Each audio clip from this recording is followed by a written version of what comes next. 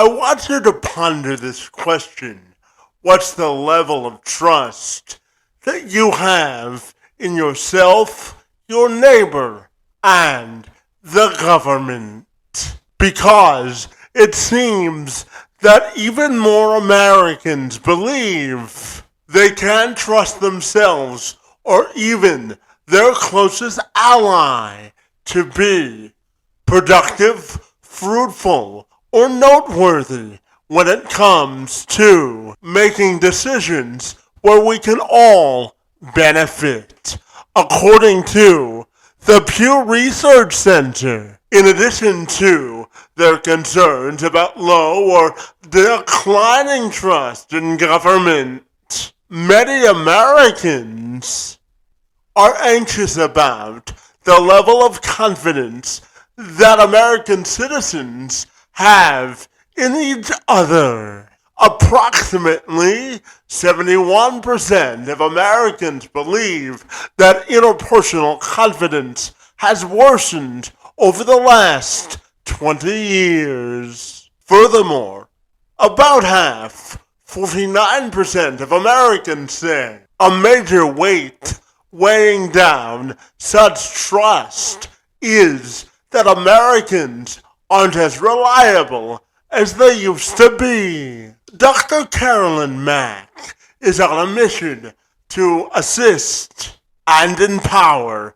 midlife professional women navigating life's transitions to reimagine their purpose to have a life, not a living. She's the founder of Taylor McKinney Strategies, LLC, where she consults with these women to ensure that they're putting their best foot forward in both business and in life, and how they can realign their business imagery and priorities to live a more balanced life.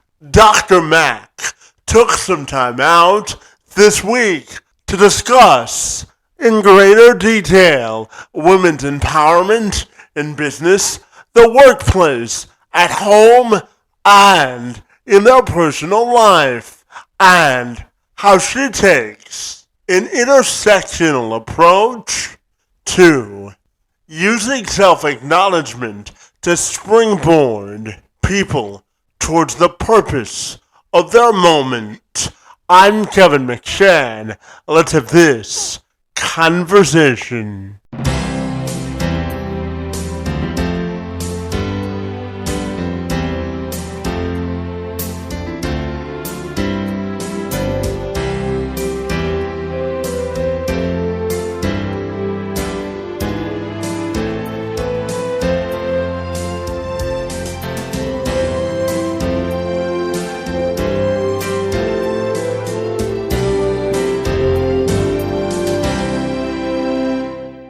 Dr. Mack, if you're ready, I'll take a moment to welcome you to the program, and I'm super excited to talk to you this morning all about how to help women succeed in career, life, and business. Great to see you this morning, and happy Women's History Month. Yes. Absolutely. So, Doctor, I know that you take an intersectional approach on helping women sort of reclaim their moment of victory in life. So I'm wondering if you can tell me about all the great work that you do. Well, with women, we take on so much, and we have Women's History Month is just one month to just showcase we as women and what we've done in the world, but we have sustained and built and created the world, and taking an intersectional approach in doing that with the women that I work with is that helping us to take a step back and to appreciate all of the things about us that make us great as individuals, not necessarily because of what we're doing for someone else or how we're helping in this area or that area, but to just be reflective of who we are as individuals and how we add to our own lives by being genuine and authentic and acknowledging ourselves. So that's the biggest part of it. It's just to acknowledge ourselves and all of the things that make us who we are. Yeah, absolutely. And Doctor, tell me, in your opinion, how important is it to really value the value of self desire when maximizing both personal and professional potential? Yes, absolutely. Self design, self desire, self acknowledgement. That's what I call it. Is really that being able to peel off some of the layers, societal layers, cultural layers, things we've been taught in our lives about what to value, and really pulling all of that back to really find out what it is that I, as an individual, or any one of my clients, what do you really, really, at the core of your very being, what is it that you want for you? Because it all starts with us.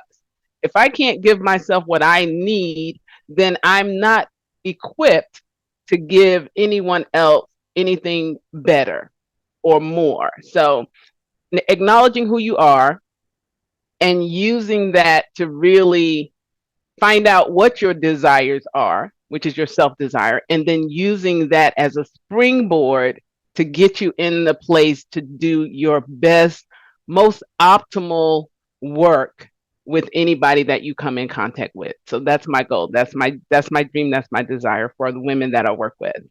Yeah, absolutely. And, Doctor, I was also curious to ask you about the effects of COVID and helping women reinvent themselves, both from a personal and career perspective after the pandemic, and how that process is going for you.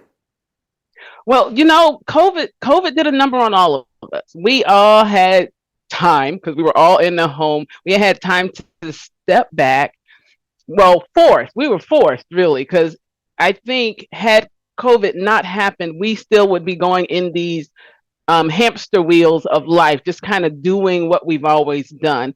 But what I've learned about COVID is that it really slowed us down and helped to really assess what it is that we're doing. Is it what we want to really do? Is it what I wanted to really do? Or is it something that I felt I had to do because in order to keep up with the life design that was set in front of me? And the big piece of that and the big takeaway for the women that I work with is that they had an opportunity to say, no, this is the life that society said I needed to do. This is what culture has said I needed to do. And I don't have to do that.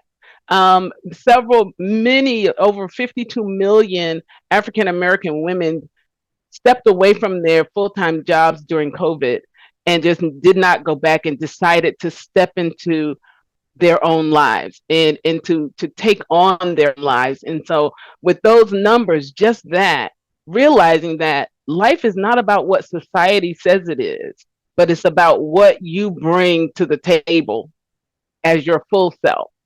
And that's what I love helping women to figure that out. What is my full self? And how can I bring it forth in a way that's beneficial for me and others? Yeah, absolutely. And you talk about bringing your full self forward, and I know for you, you realized early on that taking the career path, traditional career path, and expecting the same sort of privileges or priorities as man wasn't going to work for yourself in particular. So I'm wondering if you could tell me about your own sort of career journey and why you got to where you are today. Oh, wow. Okay, let me see if I can sum that up. um, well, yeah, growing up, traditional family values. The role was you grow up, go to school, you get a degree, you get a job with a good retirement package, and you work until you retire. That was the trajectory that I was taught, and I set out to fulfill that. I enjoyed school. And so I had no problems going to college. And then, once you finish college, you get the degree. The expectation, and my naive expectation was that, yeah, the world was suddenly going to open up and life was going to go on and I was going to be able to hit these milestones and life was going to be good. And then I encountered, you know, the real world. I encountered the subtle racism, the subtle discriminatory tactics that did not allow me to take the trajectory that I was seeking. Like, get a job, you get promoted, you become a manager, you become a director, and on and on and on. And in the process of trying to make that happen, trying to force that to happen in my life, I continue to go to school and get degrees. Maybe if I get another degree, I can then get promoted. And it just didn't happen. And uh, around the time I was still getting degrees, and I decided if I wanted what I desired, I would have to find a way to do it on my own and not seek the traditional ways of getting to that place where I felt like I was successful. And that changed the whole game for me. Yeah, and Doctor, you talk about changing the whole game for women and the work that you do. And I know that you also know that March also signals National Disability Awareness Month. So tell me about the importance of observing the month and what do you think individuals with disabilities can add to both the workforce and societal life in general? Well, disabilities is it's important to acknowledge everyone, and we all bring something important to whatever space that we occupy. And a person with disabilities is no different. My son is on the Asperger's spectrum, and we didn't treat him any differently. It's like, you are a person, you have skills, you have desires, you have things that you bring to the table. And using that whole intersectional approach, and we all should respect and expect the best from everybody. And when we do that, we don't have to say this person is a person with disabilities. We look at what they are offering instead of what may be considered a detraction from what they can do from a normal, air quotes here, normal perspective. Because a person with disabilities, their life is normal for them. It's who they are, it's what they bring to the table, and that is all that they know. So to treat them as if they are not normal is just not, it's not a good thing to do. It's not a good look. So I hope that Yeah, answered the question. absolutely. Doctor. I was born with cerebral palsy, and we have a saying in my house that not everyone's portrait of success will look the same, right? It's up to all of us to determine and paint our own portrait of success, isn't it? Yes, absolutely. 100%. I agree with that. 100%. Yeah, and Doctor, when we look at the concept of career diversification, how do you think we can be a more inclusive society and really diversify the amount of careers that we offer to the general public? Oh, that's a toughie. um, one way to do it. I mean, well, you have sometimes you have to just kind of go a little deeper and wonder why the systems and structures that currently exist, why they came into being. And they were, as a rule, they were meant to be exclusive structures. They're meant to keep people out. They were never designed to be inclusive of everyone, no matter how they present themselves. And because of that, I hesitate to say we need to scrap the entire design, but we have to rethink our approach to, and when we rethink that approach, I think that's where the expansion comes in to be more inclusive, because you have to expand to be inclusive, because exclusivity by define makes things narrow. So you have to widen things. That will bring and accept people for the exceptional um, characteristics and things that they bring to the table, and using what they bring to the table to create more jobs that will fit that particular design and allow the creative forces to step up, people to step up and become the innovators in the world. Because a lot of things that we may not believe, most of the things that we use in everyday life were accidents when they happened. Somebody was looking for something else and came up with a secondary thing that is incredibly useful in the world. And by looking at life from that lens, I think we have a better chance of expanding work opportunities and getting more diverse talent into the work pool. Yeah, absolutely. And Doctor, tell me, what does that mean to you to create competitive advantage both in your work and personal life? So, what does it mean to you to create a competitive advantage? A competitive advantage is something that, I'm a former athlete, so being competitive is being able to be in an arena and giving yourself the edge, not taking anything away from other competitors, but giving yourself a slight advantage, a slight, a bit that puts you a little bit further ahead of them, so you have a better chance of achieving what it is that you're seeking in your life. So that's what competitive advantage for me. And in the workplace, a competitive advantage for me is being efficient and creating systems so that I don't have to be hands-on with everything.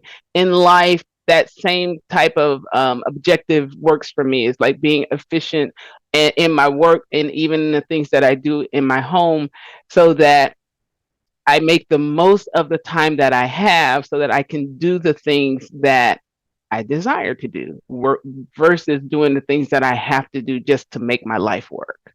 Yeah, absolutely. And Doctor, I know you got into coaching because you wanted to help people and you wanted to be a teacher and help them realize their fullest potential and help them navigate to the highest level of sort of maximizing their sort of athletic opportunities and life opportunities as well. So tell me why coaching is so important to you.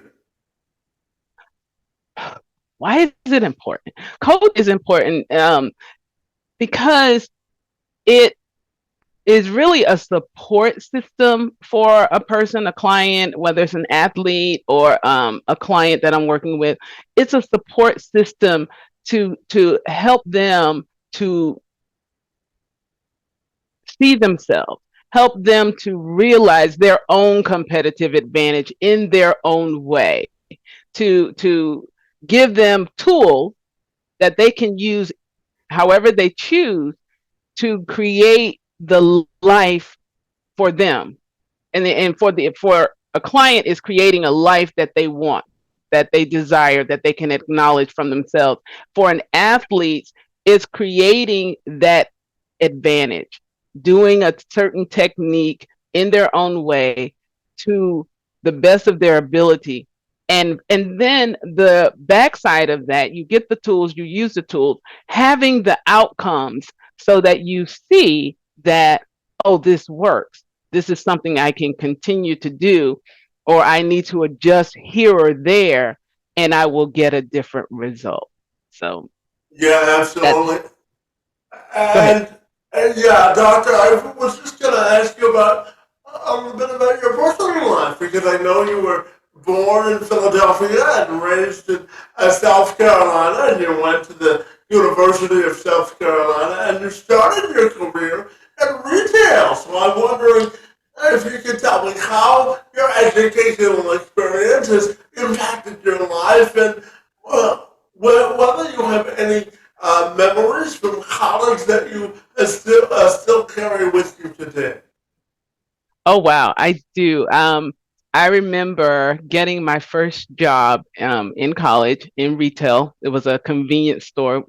And I remember trying to convince my dad that in order to get a job, I needed a car because really I wanted the car.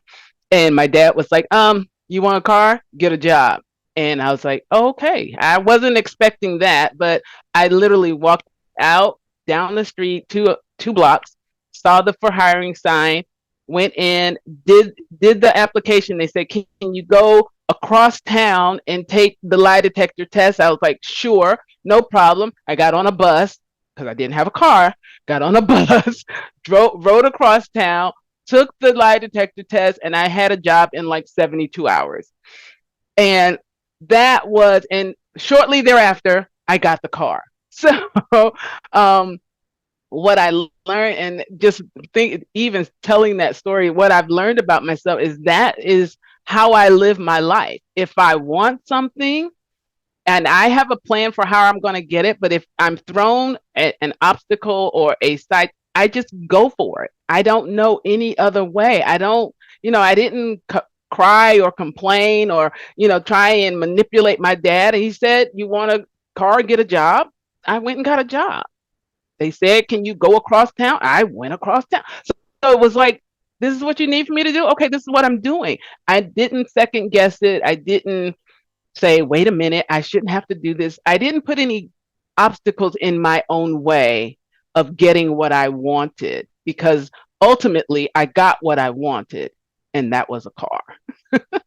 Well, Doctor, there's value in perseverance, isn't there? Yes, absolutely. 100. Absolutely. And Doctor, as an old sports reporter myself, I'm fascinated to ask you about your athletic background. I know that you were an athlete and you also coached track and field. So tell me about those experiences and how they've impacted your life.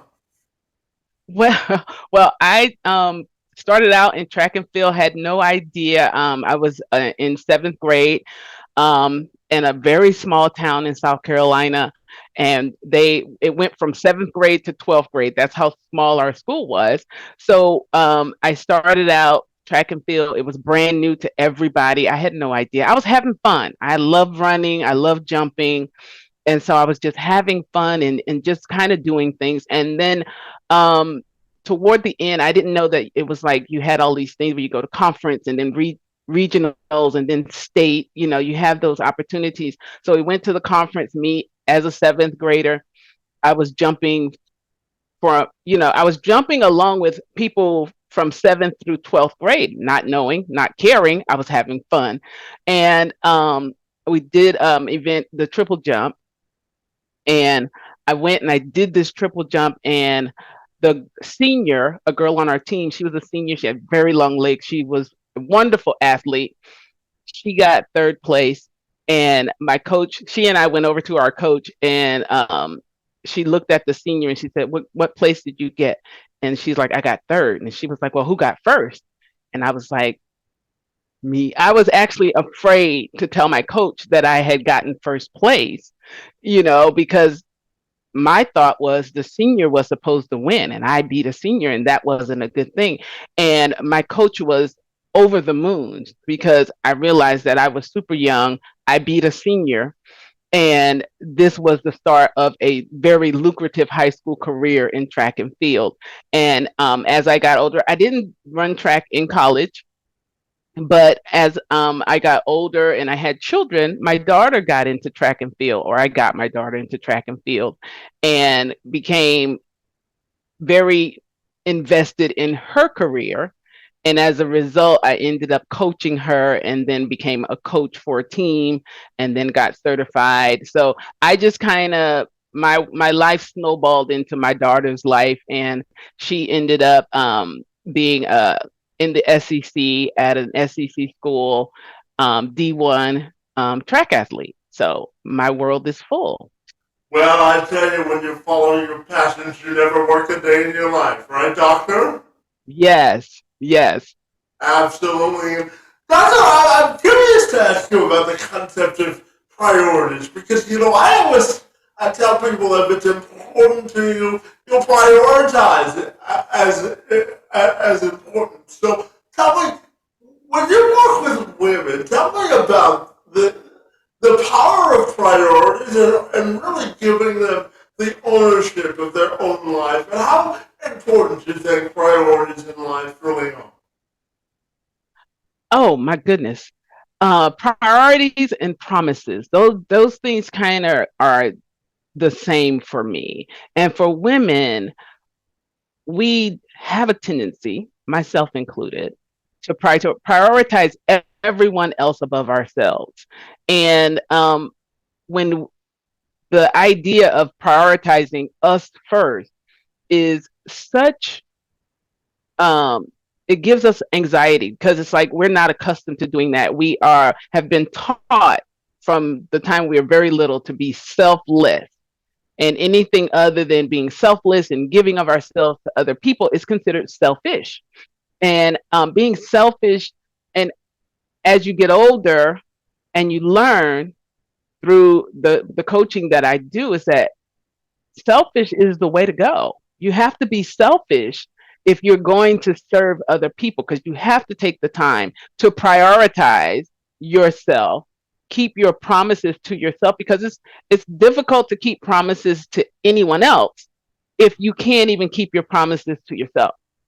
And that's one of the big things. That's why acknowledging yourself is so important, so you know where you are, so you can prioritize yourself, and by extension, keep your promises to yourself and others. I hope that answered the question. I feel like I was rambling on that one. That's totally fine. You know, doctor, I always tell people the only level of expectations you have to meet are your own, right? Because it's hard to meet Yes, anybody else's expectations if you don't have any for yourself, right? right.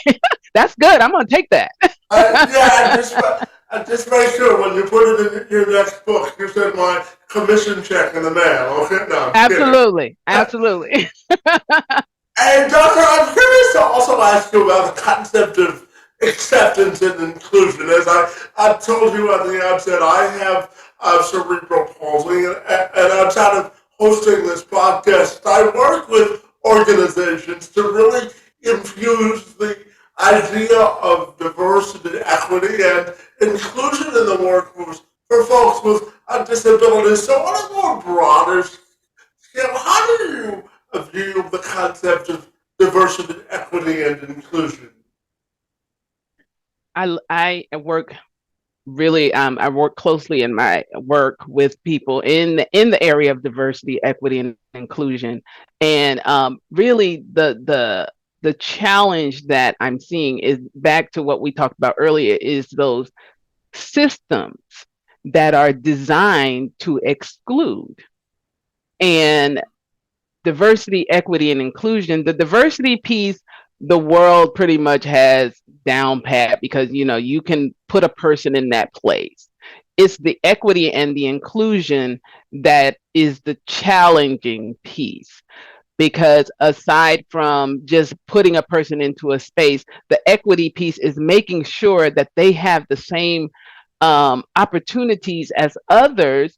And the current systems that are in place by design do not allow for that. So, in order to create an equitable place that is inclusive of all, some of those systems or pieces of those systems have to be redesigned, and have to be in the process of being redesigned.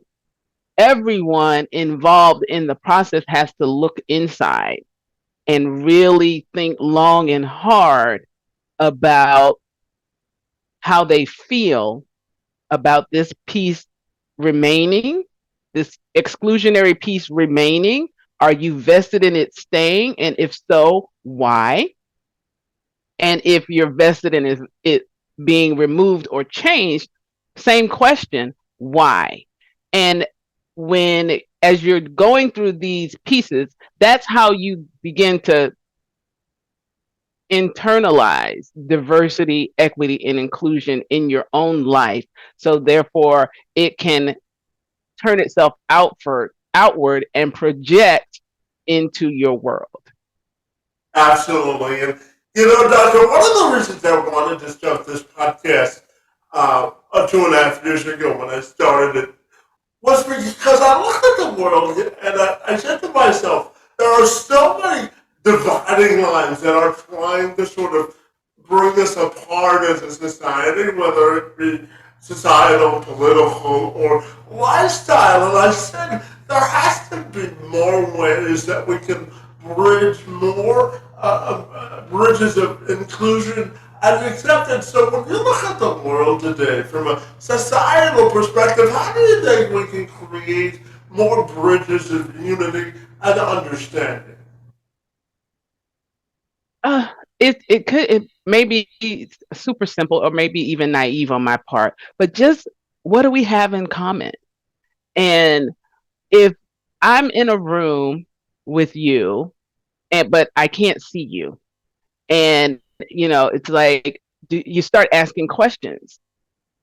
Do you have hands? Yes. Do you have feet? What is it that we have that makes us similar versus looking for and exploiting the things that make us different or the perceived things that make us different? And just looking throughout history and throughout, we have more things in common than we probably would ever have that makes us different. And the more I look at me and project into the world what I want to see, the more my world will change. Yeah, absolutely. And Doctor, I'll end our conversation with a two-part question to ask you about the concept of women's empowerment and how do you view that as a term? And when you look at your own personal and professional legacy, how do you want that to be defined?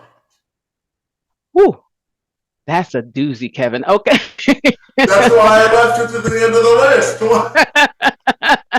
So, women's empowerment is, again, I keep going back to it, acknowledging yourself, prioritizing yourself, making sure that I'm doing for me what's best for me so that I can be my best self for anyone else and everyone else that I come in contact with. Because if I come into a situation and I'm not feeling good about myself, I can't uplift or empower anyone else. I have to bring to the table what I want to share. So that's the first part. I want my personal legacy to be one that people can look at their own lives and basically see my fingerprint on how something that I did, something that I said impacted them in a way that they carry it with them throughout the remainder of their lives and that they continue to share it forward. I think that's probably the best legacy that I could envision for myself. Absolutely. Well, Doctor, tell me finally if people want to get connected with you, what's the best way they can do that? You can find me on LinkedIn, Dr. Carolyn D Mack, and you can find me on pretty much all other socials at Carolyn D Mack on Twitter. Carolyn D Mack. You can look me up there on Instagram. I am transition and transform on TikTok. I have a few things on there, or you can email me at Dr. Mack at carolyndmack.com. Well, fabulous, Doctor. I have to tell you, I thoroughly enjoyed engaging in conversation with you on the subject of women's empowerment, both in life and in the workplace and everything in between, Doctor. Your work in the space and time on my behalf is most appreciated this morning, and I want to thank you for being here today. Thank you for having me, Kevin. It has been an absolute blast. Your questions are fabulous, and you have kept me on my toes for this entire interview, and I appreciate it so much.